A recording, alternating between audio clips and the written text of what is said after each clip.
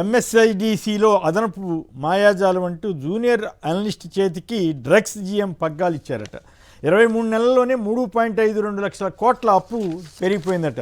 తిలక్ గారి అప్పు రికార్డుల మీద రికార్డులు సాధిస్తున్నట్టుంది. మీరేమంటారు? సంక్షిప్తంగా చెప్పండి ఇతర అంశాల్లోకి వెళ్ళడానికి ముందు. రికార్డు కాదండి, దివాడా. ఆంధ్రప్రదేశ్ దివాడా తీర్చేవారు నిద్రపోయట్లేడు ఆయన. అంతేనా? లేకపోతే ఎక్కడి నుంచి తీసుకొస్తాడు? అప్పుడు అప్పు వడ్డీలు కట్టడానికి అప్పు తీసుకొస్తున్నాడు. కాదు కదా, అసలు అంతకుముందు 14 లక్షల కోట్లని 10 లక్షల కోట్లని అట్లా ప్రచారం చేశారు కదా. తేరా ఇస్తే ఇంకా సాయంత్రం 2 ఏళ్ళు పూర్తి కాకముందే 3.5 లక్షల కోట్ల అప్పు అంటే ఎప్పుడు వినలేదు కదా. మీరు ఏం చెప్పినా వాళ్ళు వినరండి. వాళ్ళు చేయదలుచుకుని చేస్తారు. ఈ రాష్ట్రాన్ని దివాళా తీయించేవారు నిద్రపోరు. రాష్ట్రంలో ప్రభుత్వ సంస్థలు ఆస్తులు అన్నింటినీ అమ్మేసే వరకు నిద్రపోరు.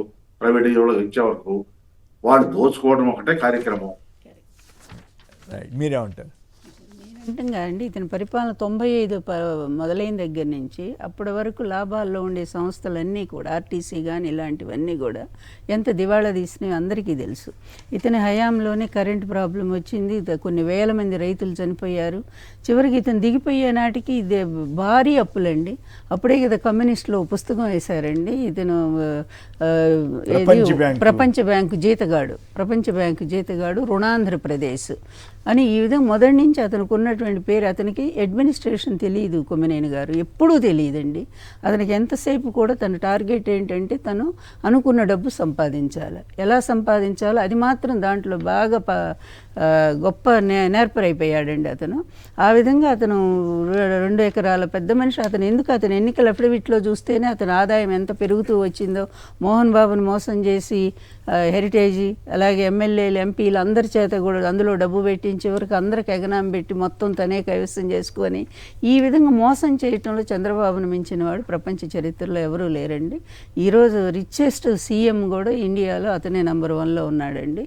అందువల్ల ఇంత సంపాదన తప్ప అతను పరిపాలన అత్యంత పేద రాష్ట్రం, అత్యంత అధిక అప్పులు ఉన్న రాష్ట్రానికి అధిక ధనవంతుడు బాగుంది. అందువల్ల ఏంటంటే అతను ఎప్పుడూ కూడా అంతే అండి, సంపాదనే లక్ష్యంగా పెట్టుకుంటాడు. మనం అంటాం ప్రైమ్ మినిస్టర్ స్వయంగా అన్నారు కదా, పేటీఎం లాగా పోలవరం ఈరోజు అమరావతి కాదు, పోలవరం పేటీఎం అయితే ఇది ఏటీఎం అయిపోయింది. ఏది అమరావతి కూడా అదే మోడీ గారు మళ్ళీ వాటేసుకున్నారు కదా. ఇదే మోడీ గారు మాట్లాడినారు కదా. ఆ సిగ్గుమాలిన రాజకీయాలే కదా మనం చర్చించకూడదు కూడా. అది చాలా ఉంది మాట్లాడాలంటే, దురదృష్టం. అది ఒక్క మాట.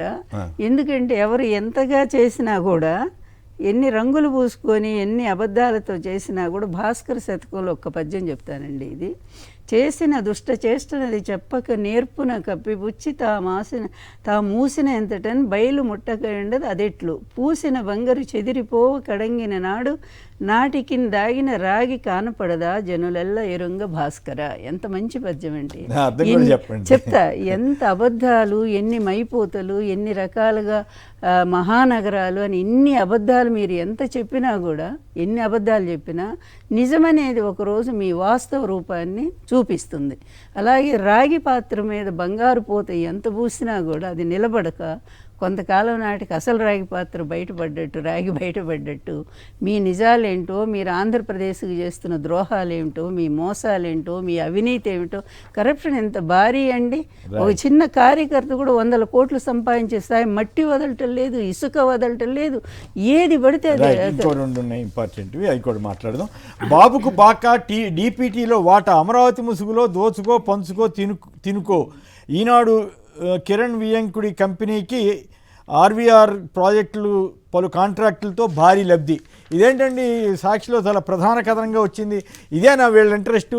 ఈనాడు వాళ్ళకి కానీ లేదా ఆంధ్రజ్యోతితో, అది ఇంకా ఈ ఎల్లో మీడియా అంటారు కదా, వీళ్ళందరికీ ఆర్థిక లావాదేవీలు ఉండబట్టే ఏది ఊరికే రాదని చెప్పి ఆయన ఎవరు అంటాడు కదా, ఏది ఉచితం కాదని, డబ్బులు ఊరికే రావన్నట్టుగా ఈ కవితకు కాదేది అనరు కాదు. ఆయన లలితా జ్యువెలరీస్ ఆయన గుండె ఆయన ఉంటాడు కదా, ఆయన వ్యాఖ్యానం డబ్బులు ఊరికే రావన్నట్టుగా. ఇప్పుడు వీళ్ళు బాకా పోతానికి కారణం ఇదేనంటూ కథనం వచ్చింది. మీరేమంటారు తిలక్ గారు? ప్రధాన కారణం అదేనండి.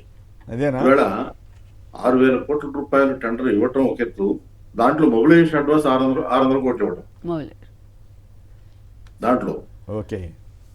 వీళ్ళు నేను ఒకటి చెప్తున్నాను, ఈనాడు కానీ జ్యోతి కానీ ఇలా ప్రయోజనాలు పొందుతూ, ఆర్థిక ప్రయోజనాలు పొందుతూ ప్రభుత్వానికి వ్యతిరేకంగా రాస్తూ, సరే ఆయన పెట్టిన ప్రపోజల్ ప్లాన్ బి ఉంది మావిగానే చెప్పినప్పుడు ఆయన రాష్ట్ర ప్రెస్ మీట్ లో 5 సార్లు అన్నాడు ఆయన అమరావతికి మేము వ్యతిరేకం కాదు అని.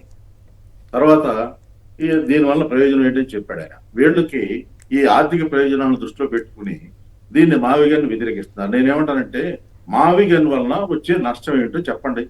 అది చెప్పారు. అమరావతిలో 2 లక్షల కోట్లు మౌలిక సదుపాయాల కోసం, బిల్డింగ్లు కట్టాక 2 లక్షల కోట్లు, మొత్తం 4 లక్షల కోట్లు అప్పులు చేయటం ఈ రాష్ట్ర ప్రయోజనాలకు అనుగుణమైంది, చంద్రబాబు చేస్తుంది కరెక్ట్ అని మీరు ఎక్స్ప్లెయిన్ చేయండి. మావిగన్ వలన అప్పులు చేయకుండా అభివృద్ధి చేయటం అనేది తప్పు అని మీరు ఒప్పించండి జనాన్ని.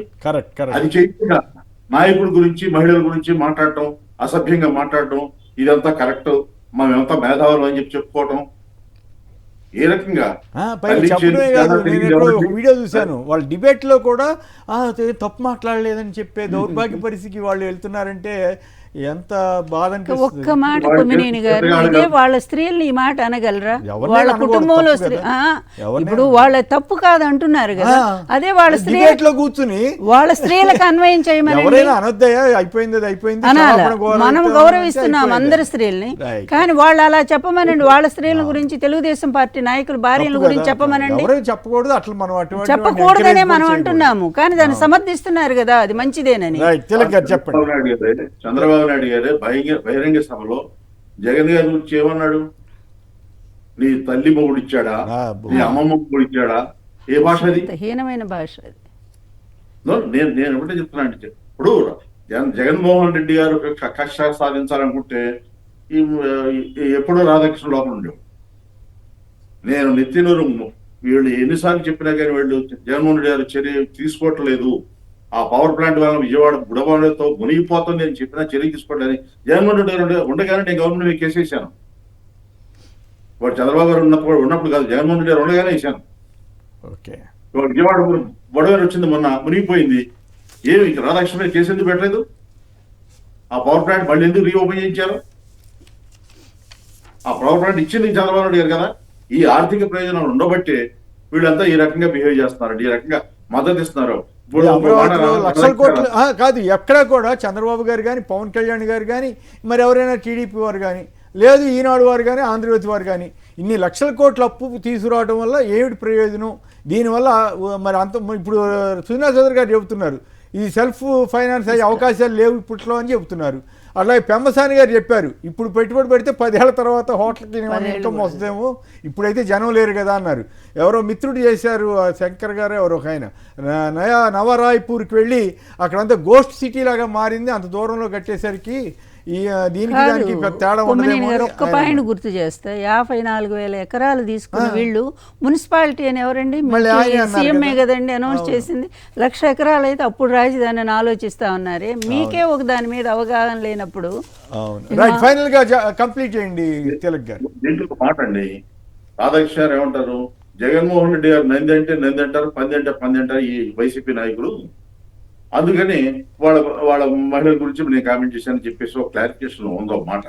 నేనేమంటాను, వాళ్ళ పార్టీ నాయకుడు చెప్పింది నంది అంటే నంది అంటారు, పంది అంటే పంది అంటారు, లేదా ఇష్టం లేకపోతే పార్టీ నుంచి బయటికి వెళ్ళిపోతారు. నువ్వు ఎందుకు అంటున్నావు? నీకేం సంబంధం? నువ్వు ఆ పార్టీ కూడా నీ పార్టీ అనుభవ పత్రిక, అది జవాబు చెప్పాలి కదా దానికి. అవును, కరెక్టే. అనేక వీడియోలు కూడా వచ్చినాయి. ఇందాక వైఎన్ఆర్ గారిది, మోడీని చంద్రబాబు గారు తిడితే అవునవును తిట్టారు, మోడీని పొగిడితే అవునవును పొగుడుతున్నారు. మరి దానికి సమాధానం చెప్పాలిగా. మరి అంత నంది అంటే నంది, ఉదాహరణకి ఇట్లాంటివి చాలా చాలా ఉన్నాయి. రైట్. నా రిక్వెస్ట్ ఒకటేనండి, ఈనాడు ఆంధ్రజ్యోతి వీళ్ళకి, మీరు ఆ మావిగన్ వల్ల నష్టం ఏమిటి? 20,000 కోట్లతో అభివృద్ధి చేస్తే రాష్ట్రానికి వచ్చే నష్టం ఏంటి? ప్రజలకు వచ్చే నష్టం ఏంటి? అమరావతిలో 4 లక్షల కోట్లు అప్పు చేసి దోచుకు తింటే ప్రజలకు వచ్చే ప్రయోజనం ఏంటి? సెల్ఫ్ ఫైనాన్స్ ప్రాజెక్ట్ కాదని ఇప్పుడు సుజనా చౌదరి గారు లాంటి వాళ్ళు అంటున్నారు. సరే, వాళ్ళు అప్పట్లో సంబంధించి ఉండొచ్చు, అది వేరే విషయం. సుజనా చౌదరి గారు ఈ మధ్య బాగా మాట్లాడుతున్నారు, వాస్తవాలు చెప్తా ఉన్నారు. మరి దానికి సమాధానం చెప్పాలి కదా. సెల్ఫ్ ఫైనాన్స్ కాకపోతే ఈ బాధ్యత అంతా మొత్తం రాష్ట్రంలోని అన్ని జిల్లాల ప్రజలు భరించాలి కదా. అది ఎట్లా ఏమిటనేది హేతుబద్ధంగా మాట్లాడితే కాదండి. ఇప్పటికే అప్పుడు సోమవారం పోలవరం వారం, ఇప్పుడు మంగళవారం అప్పుల వారం, ఇట్లా చేసేసి ఈ రాష్ట్రాన్ని 3 లక్షల కోట్లు దాటిపోయినాయండి. మాట్లాడుతున్నారా తిలక్ గారు? ఒక్క నిమిషం. కంప్లీట్ చేయండి, టైం అయిపోయింది. అదే. ఇప్పుడు ఈ అమరావతిని వాడు బుధాన వేసుకుంటే దాని ప్రయోజనం ఏంటో ఇప్పటికైనా ఎక్స్ప్లెయిన్ చేయండి తప్ప ఈ రకంగా బురదలడం జగన్మోహన్ రెడ్డి గారి మీద ఆరోపణలు చేయడం అది కరెక్ట్ అని నేను అనుకోవట్లేదు. రైట్. సీమకు చంద్రబాబు వెన్నుపోటు. రాయలసీమ నీటి హక్కులపై తెలంగాణ సీఎంతో చంద్రబాబు చీకటి ఒప్పందం అని కూడా వార్తలు వచ్చాయి. అది లక్ష్మీభారతి గారు. ఒక్క మాట, అమరావతి రైతులను, అమాయకులైనటువంటి రైతులు నమ్మించి మోసం చేశాడు. దాని ఫలితం ఏంటనేది అనుభవిస్తాడండి చంద్రబాబు నాయుడు. ఎందుకంటే రైతులు ఇప్పటికైనా కళ్ళు తెరిచి వాస్తవం గ్రహించండి. అక్కడ రాజధాని రాదు, మొత్తం 3 జిల్లాలు కలిస్తే ఒక అద్భుతమైన రాజధాని వస్తుందనేది.